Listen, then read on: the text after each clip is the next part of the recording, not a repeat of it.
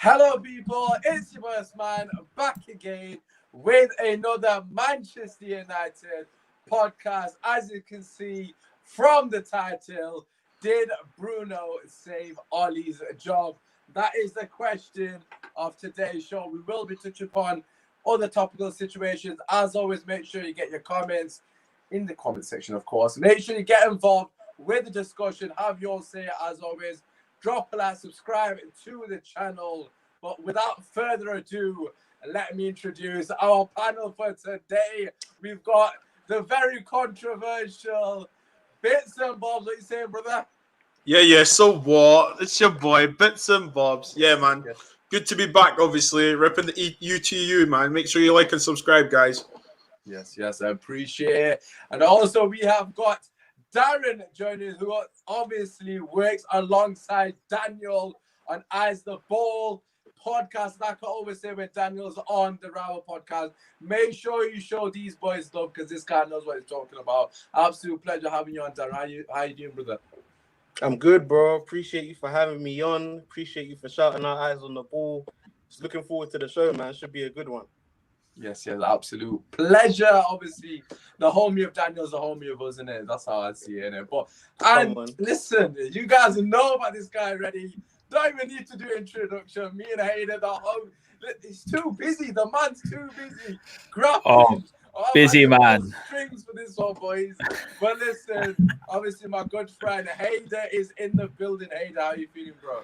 Mate, always a pleasure. You know, I've always got time for you. I don't have time to do other people's podcasts, mate, but always for you. So yeah, great to be back and happy to be with these two boys because I've never done anything with them. So I'm looking forward to it. It should be fiery, mate. It should be fiery. Yeah, it should be a good one. And speaking of fiery, look, it's not Man United related.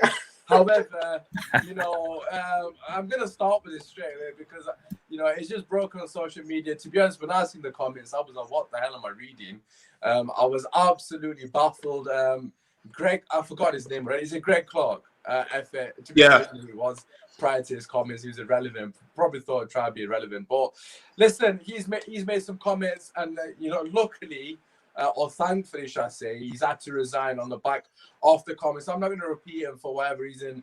Obviously, you can see him all on social media. Basically, for me personally, absolutely, it's just pathetic. Like, how can you be that uneducated, a person of that age, making comments like that? And the problem for me personally, right, is the fact that this man's at the top, like the absolute top, right?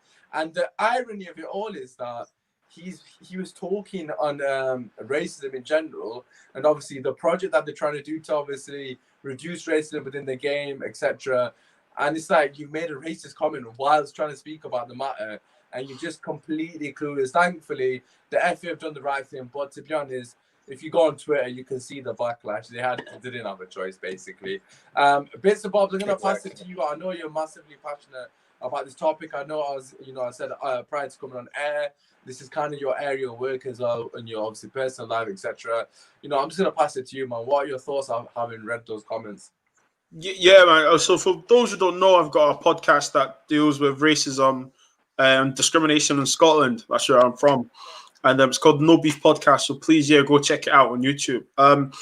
If I'm honest, man, it's, I read it and then I heard it and then I watched it. And for me, personally, from the work I'm trying to do is just, what, we can say hurtful and stress, but it's just frustrating because, we're all four ethnics here, we're all trying to make a living, trying to elevate, improve. And, when you have people at the top, at the very top, at the helm of an association of the football that we love, that's very popular, very known, to come out with those comments, and Usmaan, you said someone of his age is so backwards and not uneducated. No, it's not about uneducated. It's about ignorance.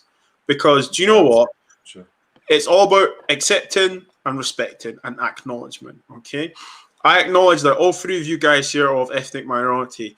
I know the correct words to use, and with someone with that platform who signs off all these say no to racism, let's kick out of racism, so on, so on, so on. It's just bullshit. And to come up with that, it just shows you why, especially people in Scotland and people around football, don't take them seriously when it comes to racism. Because how can you be the chair of the FA and speak like that so calmly, so just casual? Yeah. And then not expect a backlash? Does he know how many black players are in his national team? Does he know how many black people are involved in football, grassroots? In fact, forget black people.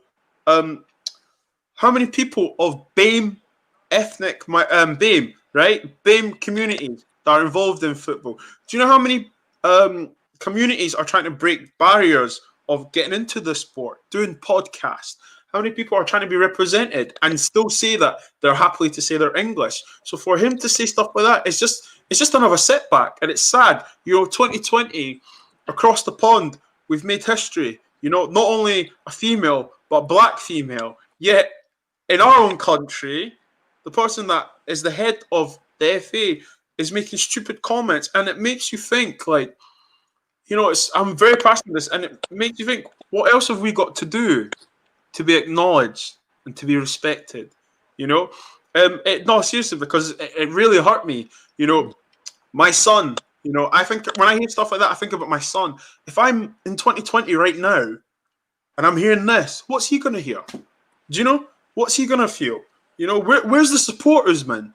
Hi, the dads. Do you know what I mean? Where is to say like we support you guys? Where it's bullshit. It's tick box exercises. It's just saying the correct things. But when he was calm, casually, he was happy to say it. Do you know what I'm saying? So what does he think of Rashford?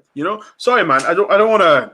At the end of the day, it's a very sensitive topic. As you would have mentioned, we're all from ethnic minority. I'm assuming, or potentially, we've all experienced this form of racism. Yeah. Even in our workplace or everyday life, so to speak. I know I definitely have.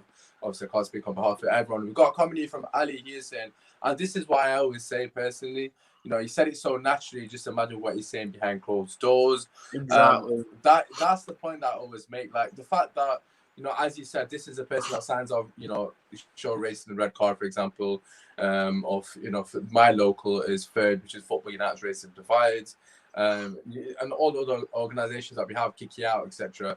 He's one of the guys that oversees, he's probably on the panel. He's one of the guys that oversees the decisions for these to go ahead.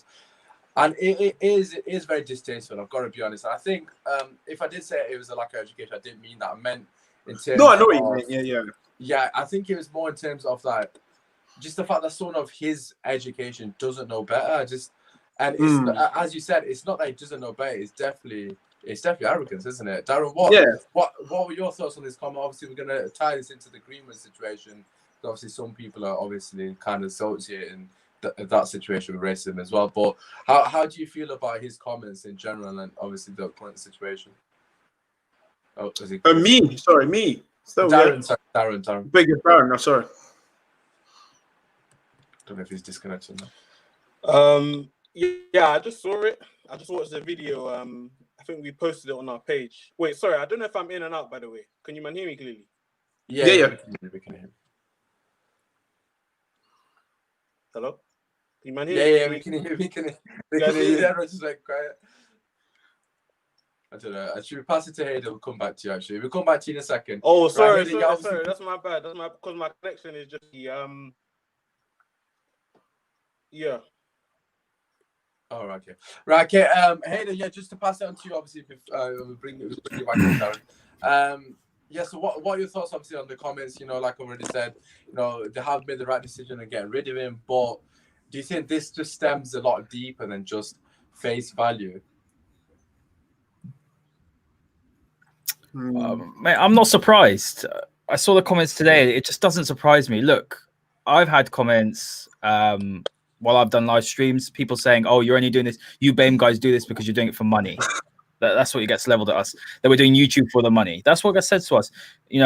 I don't want to. I don't like. Me, Usmaan. I'm very professional and I just get on with it. I know the issues at hand, but I don't want to. I'm not someone that likes to talk about controversial things. But this is something that needs to be spoken about, and bringing that onto Greenwood and onto Pogba. if they were white, would they be getting the same treatment? No, we know that's not the point. And you look at, I see so much on Paul Pogba, and I think we know Paul Pogba is not performing on the pitch. We know that, but the abuse that he gets, no player has ever been under this much scrutiny. And it's, you hear lazy, doesn't work hard, doesn't care. Talk to anyone behind the scenes. I do a lot of podcasts with people who know players behind the scenes. Ask any player that's played with Paul Pogba, the nicest, most professional. He doesn't drink, he doesn't go out. Your captain of Man United has gone out, the exemplary leader, the role model's gone out, and whatever's happened there, I'm not going to judge on that situation because it's a terrible situation. But if that was Paul Pogba, you would never hear the end of it. And things get leveled at Pogba because of, and I'm going to say this, because of the color of his skin. There's a racial undertone, and this is why does it surprise you when the whole of kick out racism is just a tick box exercise? They have to do it. That's all it is. It's a tick box exercise. And if you're hearing someone from the top, then I always say this, whether it's football, whether it's rugby, whether it's cricket, look at all the people at the top who are the FA, who are in the associations. They're all old. They're all white. I'm not saying all white people like this. I've got a lot of white friends, but they're all old and all white. Where's the diversity? Where's the even women? There's no women sitting on the board in the FA. Bro. There's none of that at all. So at the end of the day, what do you expect? They're all sitting there in a little room, probably drinking their little malt, whatever it is they drink, and they're just and just talking about things that that are outdated. And this is a problem. And if he's saying that word, colored people, then that's what he's saying to the other people on the board, because he wouldn't. He probably, it was a slip of the tongue. He probably doesn't even think it's that bad. But at the end of the day, if he's saying that's how he's calling other people. So he's probably saying things like this. Look, I don't want to put words into his mouth, but you can imagine him saying, "Oh, we got to have a few more colored people as managers in the football league to tick the box." And I always think it's a tick boxing exercise. And at the end of the day, and at the end of the day, for me, mate, and look at Greenwood. I've heard murmurs behind the scenes of what's going on. I'm not going to say what it is because I've heard a few things, but I'm not going to say because someone has told me something, and it doesn't sound good. But at the end of the day, Phil Foden did something similar. He has a kid and he has a girlfriend, and yet nothing's been said about him. But Greenwood consistently thrown under the bus. And you're looking at Pogba as well. I'm sorry to say, I can judge Paul Pogba on his performance. Player that talented should be doing better. But I'm sorry to say, if he was white, you wouldn't be hearing half the things against him. And I hate saying this, and I might lose followers, and that's fine. But at the end of the day, people need to open their eyes up and know the situation. Like you said, all of us are people, we're ethnic, sort of origins and things like that. And at the end of the day, we have to work twice as hard as anyone else to be taken as seriously. And people don't understand this. And when you've got someone at the top who is white, who is old, who's passing down all the messages, like, well, how is he going to be able to relate? And this is something that frustrates me always, that people now think, for example, Michael Richards is now on TV. Oh, he's only there because he's black. It is nonsense. And this is the thing that automatically your credibility is gone because of people think, and it's an older generation think you're there because of the color of your skin. And that's something we always have to work harder against. And I'm not surprised. I'm happy he's gone. I'm surprised he's gone, to be honest with you. I didn't think that would happen. Yeah. But tick boxing exercise, mate. That's what the fighting against racism is. They put more emphasis on, other things than racism, which should be the number one priority in my opinion. Because as everyone knows, the England team's full of black footballers who are the best footballers. They're the best ones. Like at the end of the day, so it frustrates me, but I'm not surprised. And everything Bits and Bob said was absolutely spot on, mate. And you like amazing sort of summary on it. And I'm interested to hear more about your work. I'll drop you a message after because I'm really interested in anything that I can do as well, mate. Because I'm passionate about it as well. Like, I grew up in a really, really white area. So for me, only brown person in my school. And people used to say, "Oh, they screw token," like just for a joke. But I used to think it's funny. But, like 2 or 3 years ago, I realized that it's not funny. Like, automatically you're different, and then they're picking on that. It might be a joke, but as I got older, I realized it wasn't a joke. So yeah, just it's sad, mate, that we're sitting here in 2020 and we're still talking about things like this, and the guy at the top is the one that's saying things like that. So what hope does anyone else have? Exactly. Yeah, 100%. Like as you said, at the end of the day, he's the one who needs to set the example. He has to set the precedent. And if he's not doing that, then it's going to get filtered down. It's as simple as that. And we've got a comment here from United Way, completely correct. Racism in society and in football is on the rise, which is very sad to see. I blame the people at the top of organizations or leaders for not doing enough to tackle this head on. This has been brewing. I completely agree. I do think they need to take responsibility. He's somebody that is meant to be taking responsibility. At the end of the day, it should fall on his shoulders. He's the one who signs off the papers, you know, to obviously implement certain matters to sort of tackle this situation. And if he's saying comments like that, he's probably brushing off. God knows how many projects have been put on his desk, and he's thought, nah, allow that. Like, it's not worth our time. It's not worth investment. But if that was an ethnic minority, someone who's gone through those things, who can relate to the struggles of someone from a BAME community, they might be like, yes, we need to push this because, you know, I understand how it feels to be in that situation. As you said, Hader, with your personal experiences, like as a child growing up, as you know, obviously experiencing racism.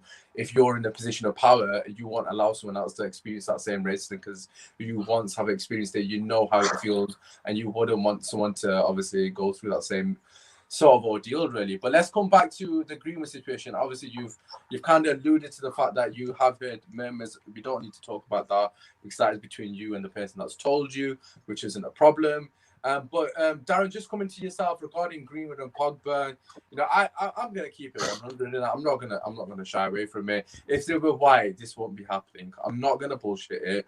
If they were white, in my personal opinion, I might be seen as someone who's trying to push racism, or I'm using the race card. I know that gets labeled on as ethnic, or you're using the race card. Well, as someone who's experienced racism frequently in my life, I know that we get treated differently regardless. And as what I don't know if it was Hader or Bob, but we got to work twice as hard just to even be recognized as a normality, while they got to do half the work.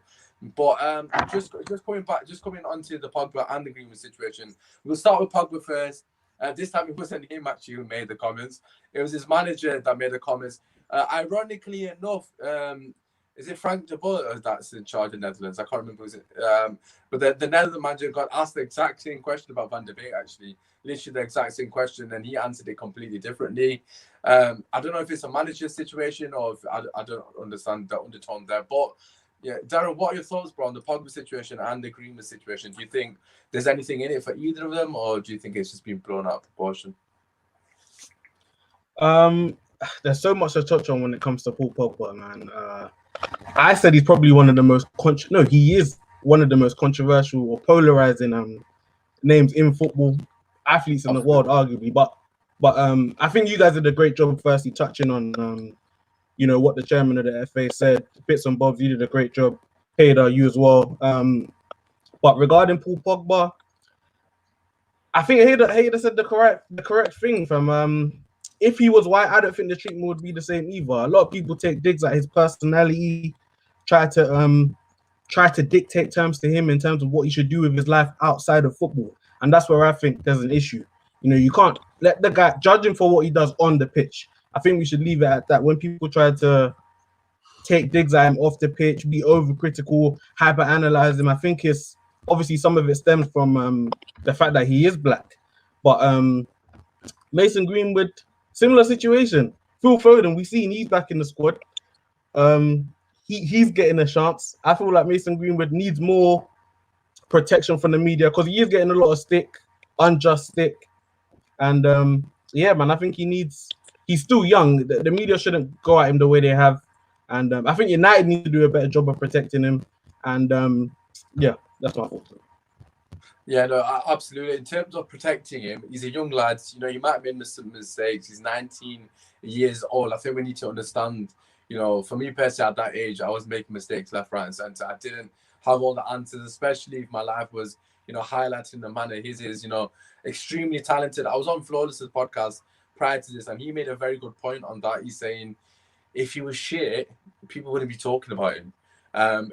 Obviously there must be a lot, with all due respect, I'm not going to name anyone, but I'm not going to give any examples of a shit player, but somebody of not quality, if they were doing something similar to Greenwood, it wouldn't make news because, you know, there's no reason to tear him down. That guy's he's not really got anything going for him in terms of ability. He's not the highest level. But with Greenwood, the media love tearing players down.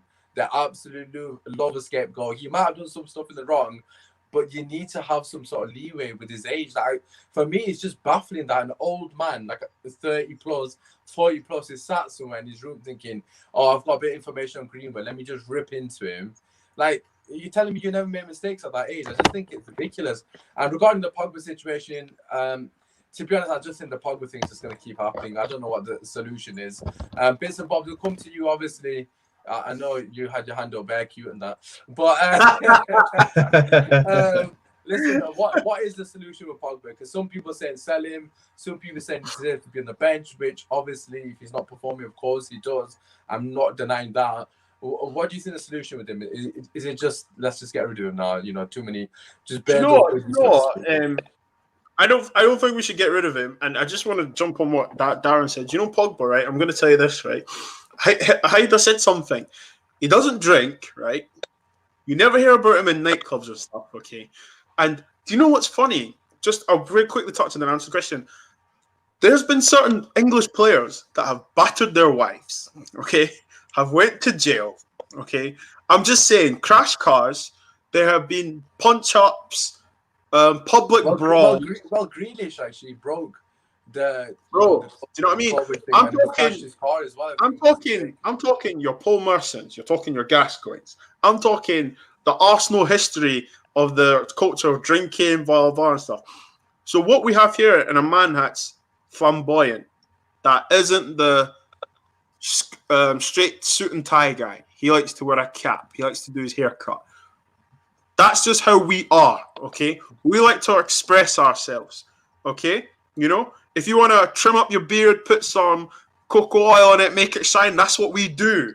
Do you know what I'm trying to say to you? Yeah? I see the beard men laughing because they know what I'm talking about, right? For some reason, and there's a culture of this, they don't like us expressing ourselves. That's why he gets it, because he's different and because he's black. On your question about what we do with Paul Pogba, if I'm honest with you, I think the easy thing would be to sell him, personally, and then potentially we could see him elevate at another club. I think what we need to do is that we need to accept, right?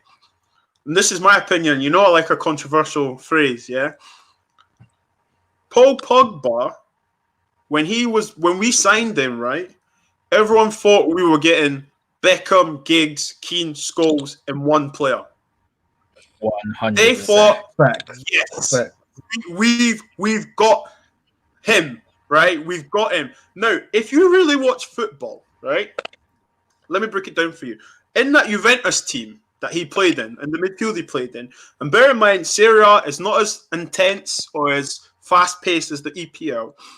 If we were Paul Pogba and we had his athletic and talent and ability, we would look world-class because we're more mobile, we're able to get forward. Now, guys, if any of us three, yeah, played in the midfield with Pirlo and Marquisio, I'm not being funny, yeah, we'll be getting classed as world-class because all you're doing is picking up the ball from these guys, doing 2-2 passes, 1-2, long-range shot, goes in, boom, we're amazing, right?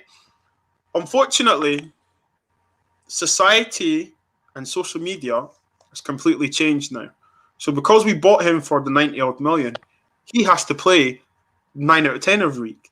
And he's not going to do that. Because if you really deep Paul Pogba, right, on his ability and his play, what is Paul Pogba? If someone said to you, what position does he play? So people will give you so many different answers. He's a player that likes to express himself. He's a luxury player. So what you do, you build a team around him, okay, to let him flourish.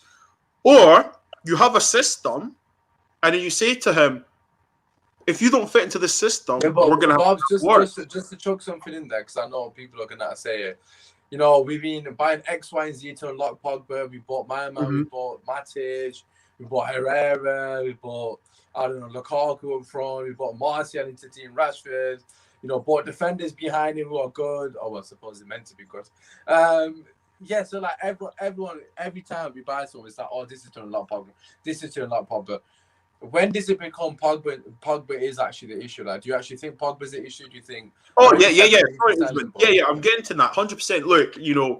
Look, Haida was saying in his intro, he's very professional and stuff. He likes to do. It's all about what if Haida wakes up and says, right, today this is what I'm going to do. It's his attitude and his approach and your desire. A manager, unfortunately, can't give you that. You know, I mean, we've all played football in the back garden in the streets. Oh, you can't be bothered. You know, you go like 2 days ago. He's a professional football. This is your job. You have to be on job.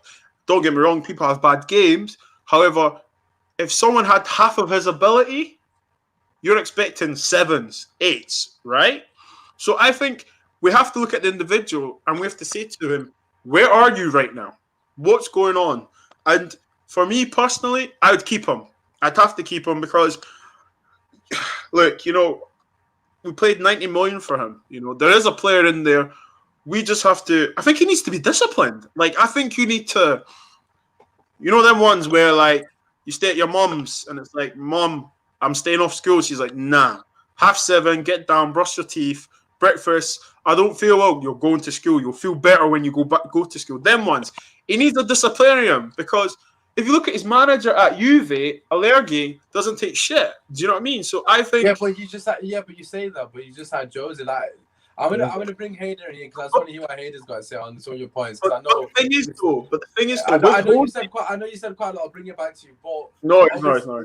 Yeah, and obviously, I personally think it's Pogba is to blame for starters first and foremost, or for his performance. He has to take responsibility for his performance, individual performance. 100%. However, me personally, Hayder, I think a lot of his blown out proportion. He's not been as bad as people are making out to be.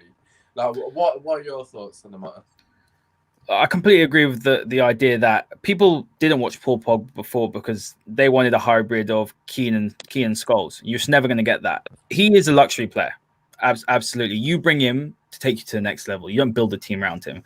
The problem is there's many factors. One, United overpaid for him. He was not worth £90 million. And then you had another situation where look at the way the club's been handled. If we can turn around and say the managers have not been backed and it's been a mess, then why can't we say the same for the players? Why can't we say there hasn't been a consistent, platform for the players to build? How many times have United been linked with world-class players? Just look at this summer. Jadon Sancho was the number one target, didn't bring him in. Year after year, we haven't brought in players and we haven't shown the ambition to move to the next level. I think 2 years ago when he said he wanted to leave, United should have let him go. And he has every right to feel like that because he is, on his day, a world-class footballer. But at the end of the day as well, he has to look at his own performances. You have to be accountable for what you do. He steps out on that pitch and sometimes he doesn't do the basics correctly. And that is frustrating.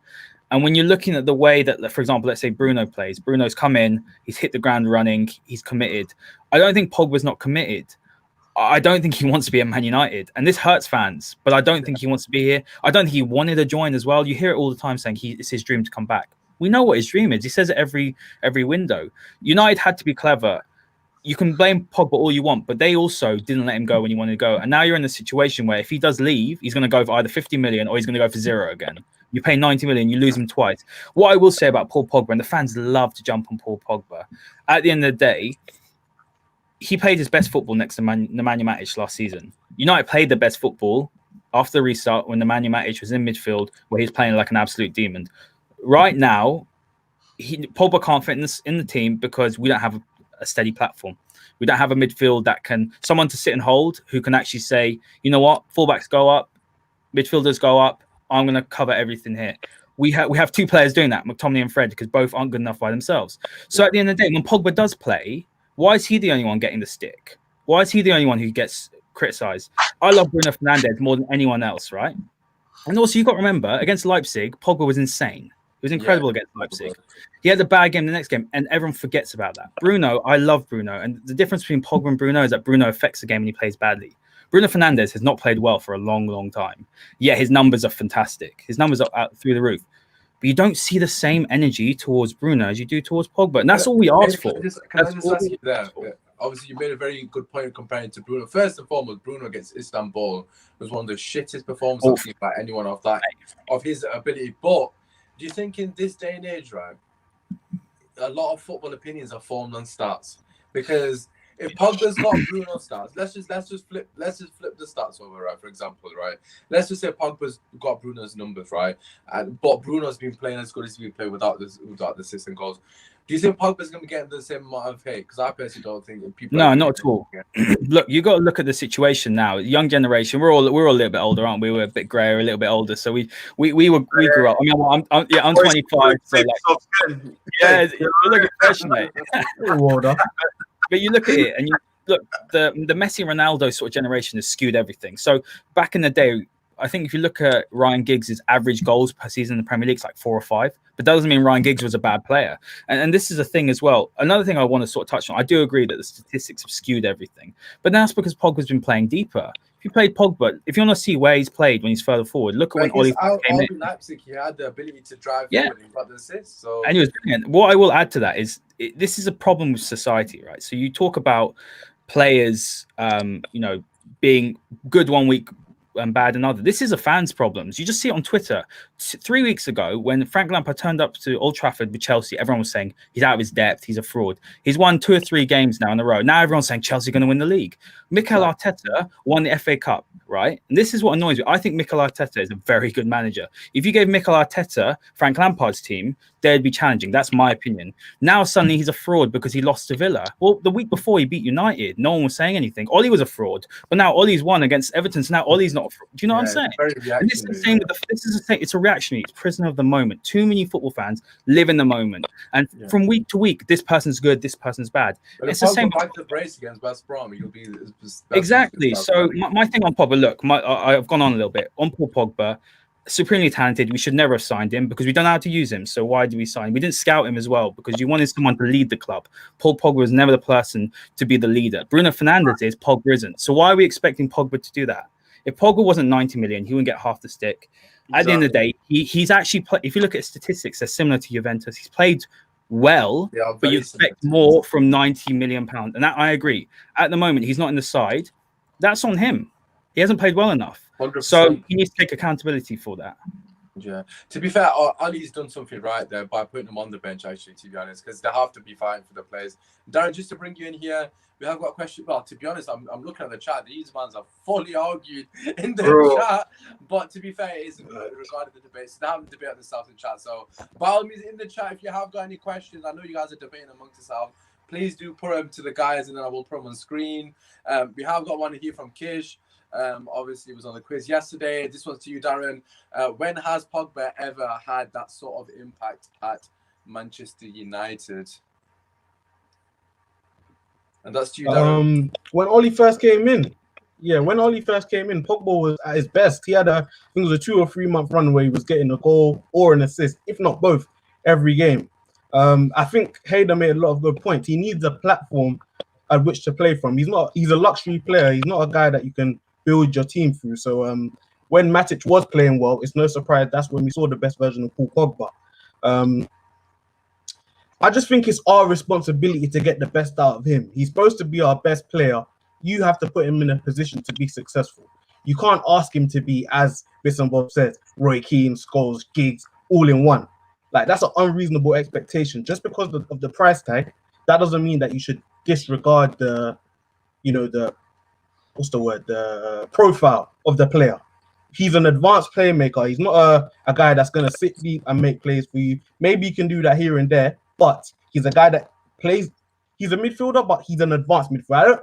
He can play the 10, but I feel like he needs to play in a 3. We never find a stable formation for him to have a nice run of games in the same position. It just feels like we brought him here as a plaster when we got an open flesh wound. So I actually feel some sympathy for him, but at the same time, again, Hader was correct. His performances have been subpar. He justly went to the bench. I think he needs to have a word with himself, because there's no way Fred and McTominay should be starting over him. For me personally, it's also on Ole, because you have to find a way to get a player of that caliber in the team. There's no way he should be sit together. Exactly. He needs to fit them in. Exactly. There's no way McTominay and Fred should be starting games for us. It just means we're gonna be counter-attacking team every single game we go into, because those guys can't pass, if we're being honest. I think he's got to do more. As I said, we got to do more. But it's hard for a player like him to thrive in such chaos, and that's what United are in right now, man. Just a moment of chaos. Yeah, no, to be honest, since Pogba has arrived, we haven't been in a moment of chaos because it's been an absolute shambles. We've gone from manager to manager, and it doesn't, you know, it doesn't really help with his sort of individual development as well as a player. You know, you've got to remember we brought him back at a very young age. He was like 22, 23 when he came back to United. For me personally, right, the Pogba thing is blown out of proportion because I think people are forgetting he's not 11 players. Like, there's other people that need to be held accountable. You know, I heard a lot of people, I think it was Paul Scholes actually, said after the Istanbul game, Pogba was holding onto the ball for too long. Well, Pogba played for 23 minutes. Now, what about everybody else that was on the pitch prior to him? Everyone, again, I'm not having a go at Van der Beek. They were all rubbish, mate. They were all rubbish. Everyone was calling for Van der Beek to start. Van der Beek starts, and what a shot we lose to Istanbul, whose name is being mentioned by Paul Scholes first. Pogba and Martial. Why? You got Maguire on the pitch, who's just done the worst bit of defending I've seen as a Man United fan in my entire life for the first goal and the second goal. Got dummied by 36-year-old Demba. Man got dumped. He's 80 million, right? People talk about Pogba's price tag. And again, I don't want to take shots on Maguire, but I'm just saying, keep the energy the same. This is what we always say on our podcast. Usmaan, can I just say something quick? Yeah. It's about balance as well. Football's about balance. The midfield balance is off. And this is what people have to remember. I do think that Pogba not being in the team is the right decision. And football's all about balance. You look at the back line; it's balanced. Centre-back pairing has to complement each other, and they don't. And that's the problem. Lindelof and Maguire have been good, but when you don't have a stable platform from the back, you can't then build going up the team. The spine's got to be strong. And at the end of the day, like, we haven't got the balance. So we all want Pogba to play. But at the end of the day, you know, people need to understand he doesn't deserve to play right now, so he shouldn't play. Ole'S made, like you said, the right decision. He's sitting on the bench. And at the end of the day, if he's not going to find a way to fit him in, then you got to get rid of him. Let him go and play as well. That's another thing. Let him go and be successful somewhere, because you know what? He deserves that as well. 100%. 110%. But the point I was going to add on is that we haven't got a CDM. Like, we've got Fred and McTominay playing in positions that if you ask them where they want to play, they won't. Both of them won't say CDM. They're not CDM by trade. You know, Matic was the reason Pogba was flourishing, because Matic, as you said, was playing like an absolute monster. Matic, I think, are people forgetting that Pogba, Bruno, and Matic played together post lockdown, and that was the best run of form we've had in. I can't remember how long. So they have played together, but they need a proper CDM behind them. So, you know, it is what it is. You know, like you said, you know, short-term memory loss for most people. Arteta was a genius last week. He's an absolute fraud this week. It is what it is. Obviously, you know, that's football Twitter for you. And it looks like the pundits are doing it for clicks as well. But listen, let's move on to the title of the show. Bruno Fernandes. Wait, Usmaan, can I add to your point? Yeah, go on, Darren, sorry. I was just going to say, Thomas Partey was available, 45 mil release clause. The exact kind of player we need. I don't understand why we went in for a guy like that. It makes no sense. Because he would arguably be so important for our whole team. He provides stability for Maguire and Lindelof. He helps Pogba. He could be something that... He could have got us into the conversation for title challenge. That's how important of signing. But look at our manager and look at our board, man. We got Frodo Baggins. How long did it take Frodo to get the ring to the mountain, man? Come on, we're expecting him to sign a choo-choo train. Come on, boys. Do you know what I mean? My issue is the money's there. The money's there to make moves with. It's just like they're not using their brain when they're signing guys. Why are you signing Van der Beek when he hasn't even started a game in the Premier League yet? We're not putting up trees. But yet the guy we signed can't get a game. It doesn't make sense. 3 words. Director of football. That's it. Common sense isn't even common in the House of Commons. Never mind fucking Old Trafford, mate. Do you know what I mean? Oh, God. A lot of people talk about Matic, and obviously wish Matic was younger. Obviously, someone's put McTominay is young, tall, and great with recovery. I personally don't think he'll play DM, but that's just me. I do think he's got place in the squad, but I don't think it's DM. But anyways, let's move on to the actual topic. Like I said, Bruno saving Ole's job. Let's talk about Ole Gunnar Solskjaer and you know, the team after Everton, you know, finally winning a game, looking very convincing. Although Everton definitely helped us with a lackluster performance. Bits and bobs. You know, bro, what are your thoughts on the current situation at the club? Manchester United currently sat in like 14th, are we 14th? I can't check. Either way, we're shit. But yeah, what are your thoughts, Pops, on the current situation? Obviously, the managerial situation. Do you think Bruno saved him? Do you know what? Yeah, it's Bruno's obviously saving him, isn't he? Because I mean, if we go by what the media and obviously ourselves and everyone else on social media, if he lost that game, there was a good chance he was gone. And lo and behold, Frodo comes up with another performance, and Bruno obviously, and it does make you wonder, though, doesn't it? It makes you wonder: are they playing for him? You've got to have that debate and ask yourself. They are playing for him. I think that's quite evident. Yeah. I've got to ask the question, though. Start the debate in the comments or something. Don't start the debate in the comments. You guys are still talking about Pogba. He is saving his job, but you'd like to think Bruno's trying to do his job, score goals, create goals, and it's just a shame that I think we're seeing Bruno now for what he is. He's a high risk player. When it comes off as brilliant, you take the plaudits, you give him his flowers. When it doesn't, unfortunately, we need to bash him, and that's just how it is. But yeah, I mean, look, I didn't really celebrate the game. We beat Everton away. It's always good to win away, score 3 goals, get 3 points. We need to remember Everton was shit, and besides the goal, they didn't really offer us anything. Yeah, they had us camped in for a bit, but they weren't really doing anything. I think he is saving his job, and I know there'll be a few bittersweet. That was a bittersweet moment for some Man United fans because I know some people want him to go. I just think that it's just typical us guys, isn't it? Like backs against the wall. We need a performance. Boom. Even Tarzan came on and scored for the last 5 minutes. Do you know what I mean?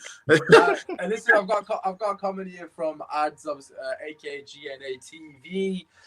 He said, Usmaan, I hope you don't believe the title is expressed through the football because it wasn't. Basically, he said it was because of Fred that we won, not because of Bruno. He said Fred saved Ole's job, not Bruno. Darren, what are your thoughts on the situation with the manager, obviously? And do you think the players are playing for him? Because it does seem every time our backs against the wall, we do actually perform well for some reason. Yeah, and I think that speaks to the fact that they're playing for Ole. It's a sticky one, man, because Bruno, I love Bruno, man. He's a great player. He's genuinely a great player. Like, his stats are unbelievable. When he has a moment, or when he has like a 5 or 10 minute moment where he's on it, arguably one of the best players in the league, but it just feels like for the rest of the 75, 80 minutes, he doesn't contribute to the game at the level you'd want him to.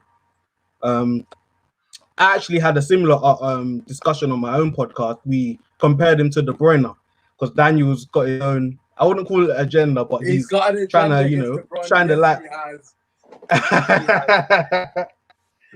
No, he's definitely trying to shine the light on what's going on with De Bruyne. But the difference between the two for me is De Bruyne is always going to help you over a 90-minute game in terms of, your patterns of play, creating chances, being an outlet. De Bruyne is never going to be like, what is he doing kind of guy. Never. He might not have the impact that you want him to, but you can't question Kevin De Bruyne. Bruno, it just feels like his decision-making isn't up to where you'd want it to be. His, as I said, impact over 90 minutes, you just want it to be more. I love him, but I wanted to do more. But he's definitely saved Ole's job. Even going back to last season, he had an incredible impact, raised everyone's game. Ole was probably so grateful to God that Bruno literally arrived, because we were supposed to get him in the summer. Ended up coming in January, getting the job done. But I just feel like he's got to improve his overall game, because we're never going to be, an consistently attacking side unless he, ups his level a little bit more, man. Yeah, no, just coming back to the point that you made regarding De Bruyne offering more in terms of the build-up, in terms of overall play. Hey, do you think that's the case because he's, with Pep and not with Ole? Because obviously it's quite evident that Ole's coaching is nowhere. Well, we know it's not to the standard of Pep's, but in terms of the patterns of play, in terms of a tactical structure, do you think if Bruno was under, a more, systematic sort of style of play, he would perform consistently like De Bruyne does? I think you probably have to say yes. Look, you got to look at it. Ole Gunnar Solskjaer, for me, me personally, I'm more of a football purist, right? I like to look at my side and know exactly how they're going to set up.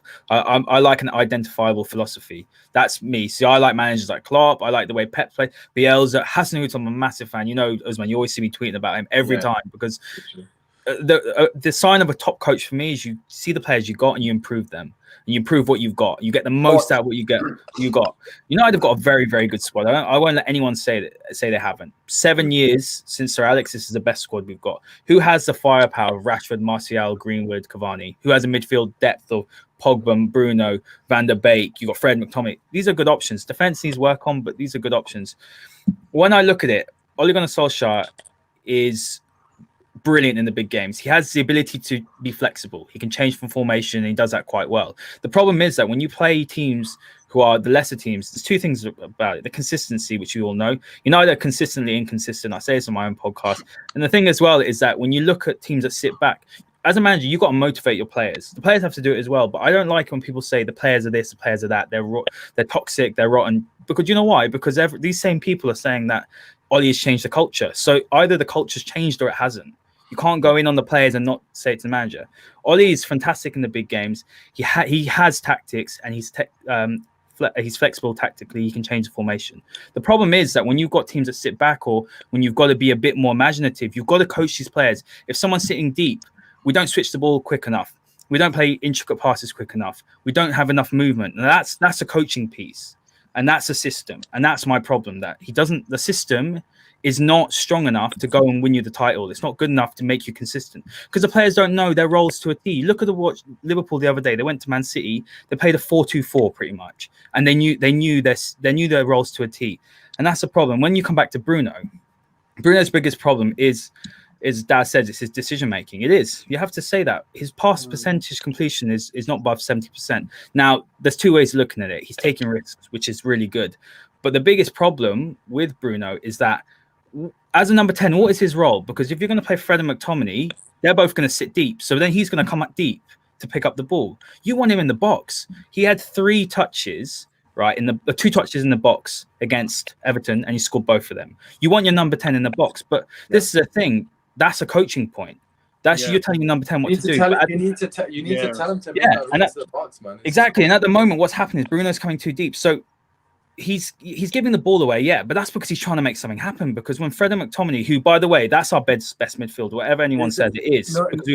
No hating on that point regarding Bruno. I saw an interview with, I can't remember which player it was. I can't remember, one of the main night strikers, but they did an interview. Someone asked, he said that Sir Alex Ferguson spoke to them at half time. Oh, it was Evra, actually. It was Patrice Evra. So Evra was saying on BT or something, and Sir Alex Ferguson said to him at half time, how do you think you performed in the first half? And everyone was like, yeah, I've played well. And Fergie said to him, listen, if you pass it back one more time this game, you don't beat your man, you're fucking coming off, mate. And everyone was like, what? I thought I've had a good go. He goes, I don't give a shit how good you think. If you don't beat your man and you keep passing it back, you're coming off. And that's what I need to do with the likes of Bruno, the likes of Van der Beek or Pogba. If you don't get into the flipping box, when you need to be in the box, you're coming off. You know what pisses me off most about our team? Imagine Rashford's crossing it from the left side, right? There's nobody in the box from the right side. Why is Greenwood not in the box? Or whoever's Usmaan, that's where the system comes in. That's a coaching point. Yeah. See, this is when to be in the box. People need to look at it as that when someone says he's got no tactics, he's a PE teacher, that's just disrespectful because you don't come third in the Premier League. We've got to be fair here, okay? You give him his dues. He is a great manager, which I think he is. And by the way, I like Pochettino a lot, and I think Pochettino should be the next manager of Man United. You know I love Poch, but I think he's a good manager and he has the ability to change it in the games. He's got flexibility. He's got a few systems. He plays 4-2-3-1. He can do the diamond, which I don't think is much good for us. He can do 3 at the back.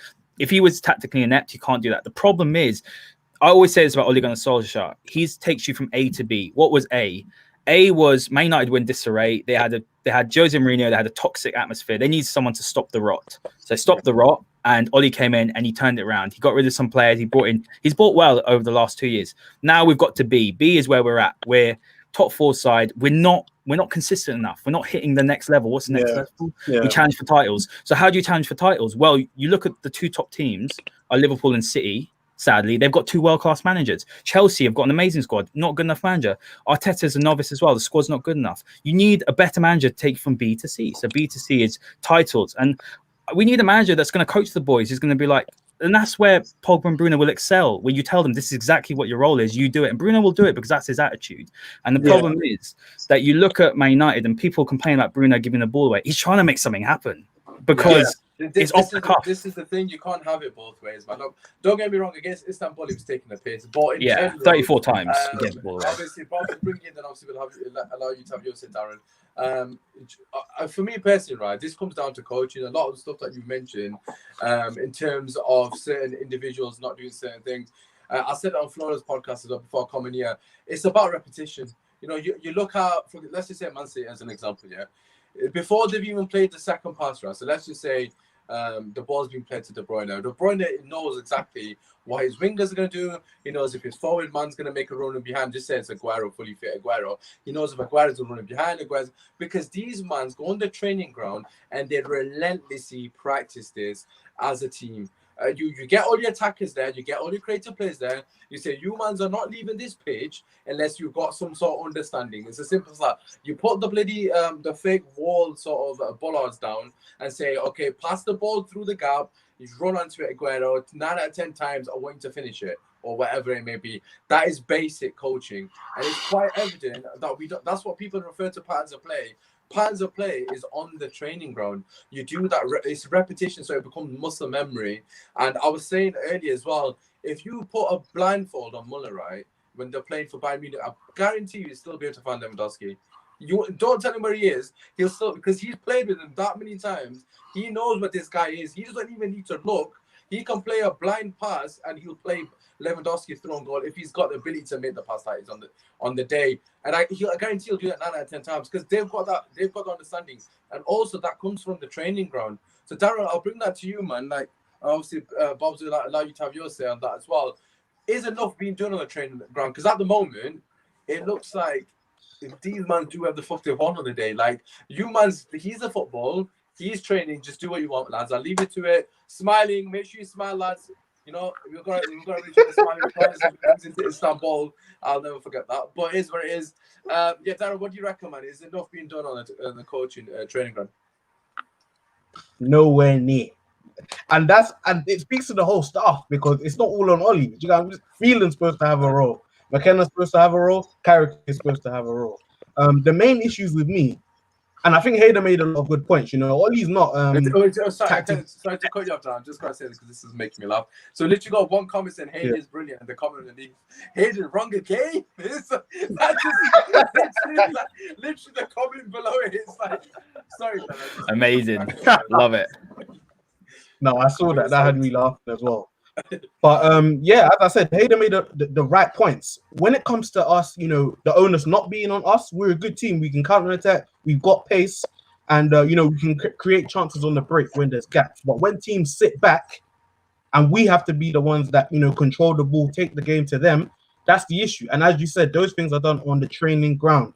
We have no chemistry in the team. The truth is, the edge is supposed to be that you know what your teammates are doing and the opponent doesn't. And the reality is, they don't even know what their teammates are doing. That's the problem. I think our pressing is a huge issue. We don't get the ball back high up the pitch.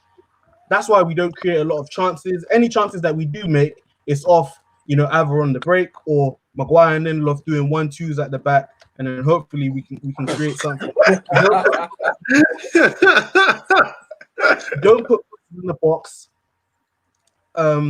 Yeah, like it just feels like whenever we're asked to be creative, and that's what I'm saying, it's not all on the players because these things are meant to be drilled in the coaching. Our passing is so. I think we might be one of the worst passing teams in the league. Oh, I think Fred and McTominay, right now, are our best centre mid. Their passing is so bad. It's based on the fact that we're a counter-attacking team.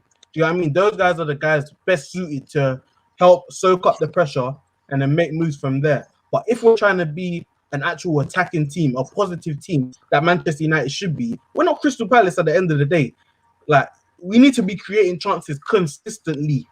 And that's my issue. The fact that when it comes to us, you know, trying to put pressure on opponent, trying to create chances consistently. And I actually saw a crazy stat a couple days ago. Martial hasn't had a shot on target in the league. Yeah, yes. And I think that speaks to the fact that we're not creating chances, that there's no chemistry in the team, and what's being done on the training ground is completely not enough. Like, we got to do a lot more. He had those 2 chances to get against a lot Everton. more I need players. to fight. Man, well, if I know he has hit one on target. Was it offside or not? I think it was given offside actually. The second one that he had, he messed it up. But yeah, he could have broke the duck, man. I'm fuming, absolutely fuming. But no, I do agree. I do think in terms of chances created, we need the bottom. Like, generally need the bottom. Which, given, you know, as Hayder said earlier, the firepower that we've got at our disposal, that is terrible. Like, you know, we've come up against, you know, some of the better teams in the league in terms of Spurs, etc. But even against Brighton, we were struggling for chances. We look at that goal that Rashford scored. Good pass by Bruno, but it's individual brilliance, really. He sat everyone down, and, you know, he's bagged it himself. A lot of our goals come down to individual moments, not in terms of passes or play. I think with the RB Leipzig game, Bobs, this is what frustrates me about Ole the most. That was the most perfect performance I've seen in 7 to 8 years. It's not because of the score. It's because that was a brilliant pressing team in RB Leipzig. Yeah. We beat the press. Pogba was brilliant. Like, his link up with Martial, you know, they were faultless, really, in terms of the way, you know, ball retention, so to speak. We were pressing high up the pitch, as Darren said. Our pressing is non-existent. And then Ole's literally erratic with his tactics. He's gone from pressing very high up against RB Leipzig to no pressing at all against Arsenal, no pressing at all against Istanbul, who've got skill in defence, and then against Everton, like a half a press, basically. So, like, Bob's like, do you think that's another issue as well? It's like he's just constantly changing. It's making it difficult for the players to understand their role because it changes game on game. Do you know Ollie's been with us for 2 years now, yeah? And we still can't say how we play, you know. And you can look at other managers. There's a certain joke of a club in North London that wear red, and in that circus, their manager after 39 games, you can tell how they want to play. But anyway, circus to the left. Do you know what's frustrating for me regarding Ollie and tactics, right? Is that, you know, when we bought Van de Beek, yeah, I honestly thought, okay, we're going to press. We've got someone who retains foot possession, recycles it, keeps it ticking over and stuff. But do you know, if you really look at our midfield, right, we haven't got the best passers, okay? And we don't have the best midfielders to retain possession, okay? And I'm not saying knock it back to Maguire into De Gea. I'm saying 2-2s with Maguire and that, knock it wide, come inside, Martial, blah, blah. But we've got, that's why I think we set up counter-attacking football. And for me, talking about tactics on the training ground, yeah, I don't know what these guys play. Any man in or crossbar challenge or something, yeah, because the chemistry is great. It's like just non-existent, you know? Like, not even like when we don't even press. Well, we do, but it's, you know, it's like bloody sunshine in Scotland. It's a myth. If it's there, it's there. If it's not, if you don't see it, you don't see it. Do you know what I mean? It's like fucking Loch Ness Monster, bro. Do you know what I mean? Like, but what Darren and Hydra said is just like, you know, you have to have a tactic. If that's your tactic, tell us how it is. Press. And we've got players like Van de Beek where you're thinking, okay, cool, he can press, he's energetic, he can keep the possession. Why are we not doing that? And then when we did press against RB Leipzig, you're like, everyone's just like, fucking hell, like, right, fucking hell, like, why not just do this? That's all we ask. If we play like that and get beat, I'm sure we'd be like, well, we can accept it. Do you know what I mean? But we won. We fucked them off the park. But I just think that he needs to, the players that he has, and you have to question the players he's bought, or the players that we have, that the way we play counter-attacking is because we're not good. We're not good enough to keep possession. Yeah. However, this is where coaching comes in. You know, you have them for 3-4 hours a day. Are you trying to tell me you can't say to players? Sorry to interrupt you, right? Obviously, you said we're not good enough to keep the ball, and to be based on what we've seen, yes. But You can't tell me that those Leeds players or those Aston Villa players are better than what we've got at this point. Look at the way Aston Villa just ripped Arsenal. Oh, again, I'm not taking shots at Arsenal. I'm just using an example. But the way them man's manipulated the ball, it's all about manipulation of the ball. You don't just keep it for the sake of it. Keep it with purpose and move it with purpose. We don't move the ball with purpose. One of the only players in our team that moves the ball with purpose is Juan Mata. He's one of the only. If you actually notice when he plays the pass, he hits it with purpose. Like I can't remember who he had. I think it might be against Newcastle actually, where he scored earlier in the game when he scored. He's scored the first goal actually when he played the ball down the left wing with a bit of vigor and pace. A lot of the time we pass the ball around. There's literally it's like there's no pace on it. Like there's no pace on it. There's no direction. It's like they're just making up as they go along. And this is what I was going to say. Yeah, exactly. As Saeed would say, freestyle. But just before I pass it to you, I just want to say, if you are watching still, make sure you get your comments in, and of course, make sure you drop a like and subscribe if you are new to the channel. But hey, this is my problem, right, with Ollie, and you know, everyone knows we're inconsistent, right? But the tactics are so inconsistent as well. You know, RB Leipzig, absolute brilliant performance. You know, even against PSG, like we pressed them, we were dogged in that game against Everton. I suppose it was similar to the PSG performance to an extent in terms of the manner in which we applied ourselves. But does that not frustrate you that we've shown that we can press? As Bob said, if we lose the game with that same intensity as we did against RB Leipzig, the fans won't be as frustrated. I understand it's not sustainable. I'm not saying we could do this every single game. However, we just literally went from a hot to cold. Like there's no in between in terms of our pressing. Does that frustrate you at all, Hader? Because it just seems like there's no consistency at all to that. I have no issue with Ollie changing things from game to game, but you gotta counteract what your opposition are doing. You can't just go and we don't have. Well, I don't think we have the players. Let's be honest. To go like Pep, to go over to Liverpool, go to Anfield, to go and play what way we want to play. That's where we want to be, but we don't have that, and that's a lot of factors to that. Because Pep is a fantastic manager. Whatever you say, you know, he goes wherever he wants and plays the way he wants to play. That's also been his downfall. But the problem is that I have no issues changing, and we're not consistent, right? So you look at the way we press in some games. Even if you just look at the press, just watch United. Okay, the Bruno will start the press. It won't be in sync with Martial. Rashford's not, and then after it's easy for defenders to get past the first line, and then you're looking at the midfield and the defense. You gotta set your team up with who you're playing, but also you've got to look at your deficiencies. And Man United play a very high line, and they play a game where they need their fullbacks to provide width. Now, I think, and this is maybe a bit controversial, but in the top six, looking at our two fullbacks, they're the worst going forward out of any other team in the top six. You could argue probably with a few more teams. Now, when you look at the team and you know that's the problem. This is where the manager has to come in and think, right, okay, this isn't working. We haven't got the players to do this. We haven't got the players to play possession based. Wan-Bissaka is a good defender, but he's not good enough on the ball. Yeah, but he bought him though, Hader, though. And this is one of my problems. This is what I was going to say, that when you look at it, if you go back to the way Ollie played at Mulder, and he wanted Haaland. Haaland is integral. I love Martial, but Haaland is integral. He plays on the last man. Martial doesn't play on the last man. Yeah. Martial's an excellent player. He holds the ball up very well. You see him in United. He's not in good form right now, but he doesn't play the way, which is why Cavani will probably end up taking his spot very soon. You see when Cavani comes on, Martial goes to the left. Now, the issue is that two things that I picked up when I've looked into Ollie at Mulder. He's like to play a high line, which requires defenders to be one, quick, two, good 1v1. So why did you buy Maguire? You want your fullbacks to attack. Why have you bought Wan-Bissaka? And this is a thing. People say he hasn't been backed. That's nonsense because United spent 250 million under Ollie. So when you spend 250 million, I'm not saying go and win the league. You've got a challenge. And this year is the year. Yeah, that's the most that Starkey's left. Yeah, and this is a thing.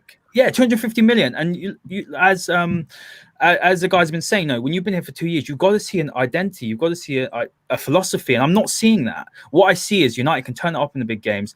They have Fred and McTominay, by the way, have been United's two best players this season. They've been fantastic. And you got to give them their credit. They work hard. And you know what? The manager can rely on them. The manager can't rely on Pogba right now. So that's why he's not playing. He can't rely on Van der Beek. That's why he's not playing. That's the reality of it. But the issue is that when you're looking at United's side, there's a lot of quality there. We shouldn't be sitting in 14th. And people say it's one game. It's not one game because 1 week we beat Leipzig. The next week we go and get smashed by Spurs 6-1. And this is a problem. Now, this is the difference between a title-winning side and a good side.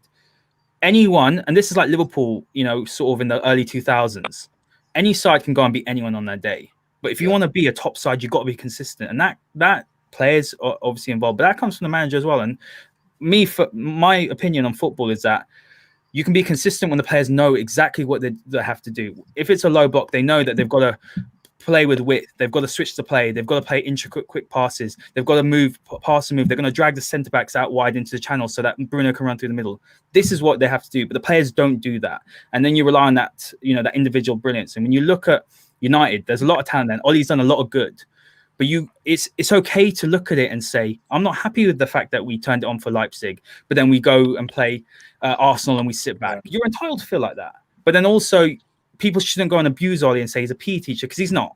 And he's done some good stuff. So this is where I sit. But at the end of the day, you guys know this. I'm a massive Pochettino fan. I think Pochettino takes this team to the next level because there's quality there. But the problem is that too many fans are sentimental and they need to see what they're seeing. United on their day, yes, they can be. One victory doesn't mean that United are back. One defeat also doesn't mean that everything's over. Can't be too high. You can't be too low. But 2 years down the line, I can't turn around to you and say, what's Ole's preferred starting 11? His preferred formation is 4-2-3-1. Doesn't work with the fullbacks. So those are the questions. Why should he be given another 2 more years like Klopp was? Why should he? Because you knew with Klopp when he came in, you knew exactly how he's going to play. He's going to play the game. With Klopp, there was some sort of progression in terms of identity. You knew, he spoke about his pressing system. The squad that Klopp inherited was absolutely abysmal. So he started way further back. So I don't even think I've seen a lot of people comparing. But you knew why. To Klopp start. Yeah, but you know why if Klopp was our manager right now, 2 years down the line, I guarantee. I guarantee that he would have this style of play, even if it's lesser players. They would know what they're doing, and this is a point. Exactly. Why should you give? This is a question I ask people. Why should you give Ole another 2 years? Why should you give him another 200 million when you don't know? He doesn't have the track record that Klopp does. He doesn't have the track record that Pep does. That that these players are going to be playing this style of play. It's an unknown quantity. So for me, that's why. Look, the victory against Everton was great, but United also had an opportunity to bring in a really good manager and potentially challenge this season, because United can challenge, in my opinion. Yeah, no, that's what I was going to pass over to you guys now. Obviously, just to wrap it up, and I think that point there alone, Hader, is for me personally my frustration. I still want Ole to get sacked. Even off the back of that, I know it's not going to happen. Of course, I'm not deluded, but what I'm saying is that we're a couple of points off first. I'm not saying we could win the title, but what I'm saying is 31 games to go. We're bringing in a manager, as Hayden's mentioned, Pochettino as an example. We can potentially challenge. No United fans expect us to go from a top 4 challenge to win the title. We're not deluded, man. We know it's going to take time. Rome wasn't built in a day. You can't just go from the ground floor right to the top, man. It's going to take time. I know in the past you've got a couple of anomalies like the Contes, the Ranieri's. Even Ranieri, he had a base already. With the previous manager, allowing him to have that base for him to build on. I know Conte's anomaly came and he won in his first season, but it doesn't happen frequently in the Premier League. So, for me personally, I think we've got a good squad. I don't know what you think, Darren. I think Pochettino comes in here will be challenging for the title, because the standard of the league at the moment is dog shit. I'm not gonna lie, it's not good. Liverpool, yes, don't get me wrong. Liverpool and Man City on the weekend showed why they're the top 2 teams in the league in the manner and the intensity, especially in the first half, were brilliant. But every other team, Chelsea, etc., they're prone to mistakes. You can't tell me that Chelsea are this amazing, well-oiled machine. I'm not a massive fan of the manager as well. So I do think we can potentially be in and around the conversation come March. But Darren, what are your thoughts? Obviously, just to summarize, the last couple of matters, so to speak. A lot to touch on, man. Just to react to what Hader said, I don't feel like we're asking us to be possession based. We're just asking us to, be able to keep the ball. I just feel like we've had the same issue for going on 2 years now, breaking down teams that sit back to become a consistent issue. And I think the fact that Ole hasn't addressed it till this day, it shows why he needs to go, man. But to touch on, I can re-ask the question, sorry? I literally forgot what it was that you asked. Yes. So just regarding the situation, obviously, where we currently sat, it's quite evident that Ole's not going to be able to allow us the title challenge. Do you think, in terms of bringing a new manager, do you think that will allow us to, elevate us to the next level, so to speak? Oh, definitely, man. We need to get someone in that can maximize, because we literally said it on our podcast, the episode that we just did. Football's not complicated. Just simplify the game. Get your best players and put them in a position to be successful. And the truth is, even if we were leaking goals at the back, if we're fluid, we're scoring goals, at least we know, boom, we've got something to build from. We know what to address. It feels like we've been stagnant for 18 months, going on 2 years now. So I just feel like there's a lot that we need to do, man. Paul Pogba, if he's on our books, we need to get the best out of him, man. He's a world-class talent, one of the best midfielders on the planet, but we haven't seen it. He's been at Manchester United for 5 years, but we haven't seen the best of him. I think we bring in a new manager. The priority should be, can you get the best out of what we have at the club at the moment? Because as we said, Ollie spent a lot of money. You know, Maguire, it wasn't the best buy, but at the same time, the guy needs help. If we know he's not the quickest guy, then sign someone speedy that can play next to him. If not, give Tuanzebe a run. Even I believe the Maguire signing was a mistake because we had Lindelof. Lindelof had proven he was good, but he needed someone that could elevate his game. We spent 90 million on Maguire or 80 million on Maguire when we should have brought in someone that complemented Lindelof. Again, we spent 40 million on Van der Beek when we should have been spending P's on someone that's going to complement Paul Pogba. I just feel like there's no chemistry in the organization. There's no consistency. There's no leader. Goes back to what Hader said. A director of football is key. We need someone that can provide leadership, provide a direction, someone that can actually build a team, because it just feels like we've got a group of individuals at the moment. Regarding the pressing that we spoke of earlier, we've got young guys all over the park. We're one of the youngest teams in the league, but we're not playing with any urgency. It doesn't make any sense, if I'm being honest. And we speak of Pogba, Bruno. How do we get them in the team together? We play high press football. We win the ball back high up the pitch so that they don't have to break down teams. They can get the ball in their half, in the opponent's half, and make chances from there. Obviously, nothing's going to be perfect. There's never a perfect situation, but I just feel like we need leadership, we need a direction, and we need some guidance, man, because I don't like seeing Paul Pogba sitting on the bench. Like me, it's just he is one of the most valuable assets. Yeah, like he's one of the most valuable assets in football. How can you not start him? How can you not, be productive with him on the pitch? I know he's not, he's not disciplined. He's not he's not a perfect player, but the talent is undeniable. We need to do a lot more getting the start the guys that we have, and I think that will actually reduce the warts that we see. I question Bruno in terms of his decision making, his passing, things like that. As Hader said, if we're winning the ball back high up the pitch, if we're getting him, how can you have 2 touches in the box? That's criminal. But not to ramble on, man. I just feel like there's so many problems at the club, and the lack of leadership for me is the biggest problem. Yeah, no, I think the lack of the leadership it's just one of those things that it's difficult to solve that, because you can't teach someone to become a leader. They've either got that ability or they haven't. Bruno is definitely a leader without a shadow of a doubt. But are there enough players within that squad that are going to take responsibility? Again, Maguire, we lost 6-1 to Tottenham Hotspur. Who's coming to the media? Luke Shaw. Why is Luke Shaw coming to talk? You're the captain, brother. You come and talk to the media after we've just been absolutely humiliated. Fair play to Luke Shaw. He doesn't need to come and do that. So at least he came out and showed his face. And it's just one of those things that I just think, if he's your captain, he's setting the example, and he's basically a coward, really. When the going gets tough, I would say leadership isn't based on your ability when you're winning, it's when you're losing. Your leadership is when you're losing, and how you drag people through. That's what good leadership is. And in that moment, and it should be coming from the sideline as well. Yeah, no, exactly. This comes to Ollie as well, sat on his playing Candy Crush, as Beak says, on the side. It's like, bro, come on, man. You need to be able to touch that, show a bit of passion, because that does rub onto the players. It's just common psychology. If you see your manager amped and giving it 110% on the sideline, you're automatically going to channel that energy. If you see him, lackadaisical playing Candy Crush on side, you're gonna think, oh fuck this shit, man. He doesn't care either. So it's just one of those things, and it's little minor details. Ollie's a fan first and foremost, so we want to see that passion from him. I know he bleeds bleeds dread like us. You know, he's a fan, like I said.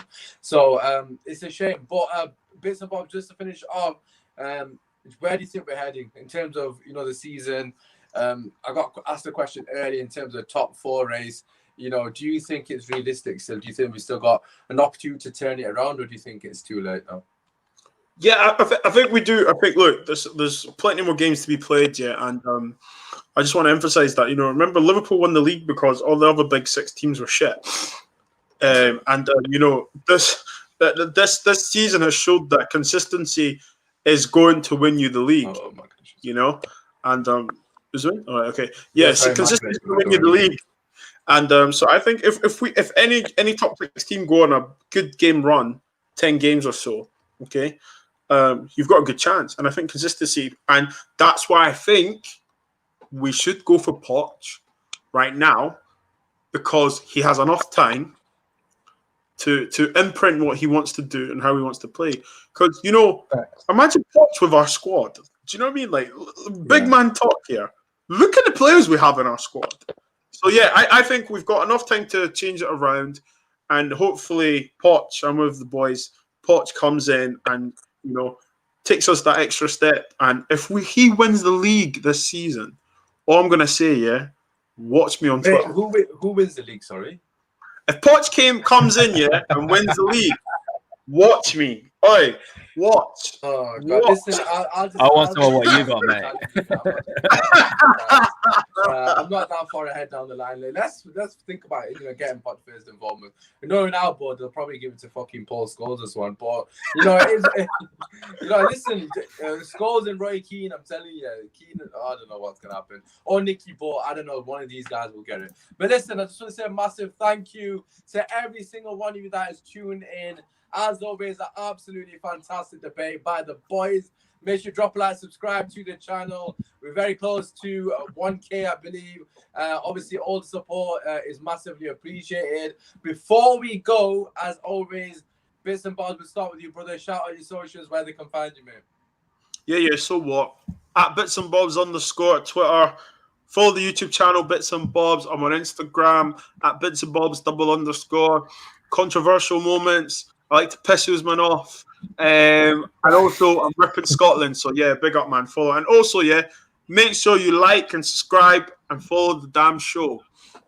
Yes. Honestly, God, I didn't know you from Scotland, to be honest. You never mentioned it at all. You never.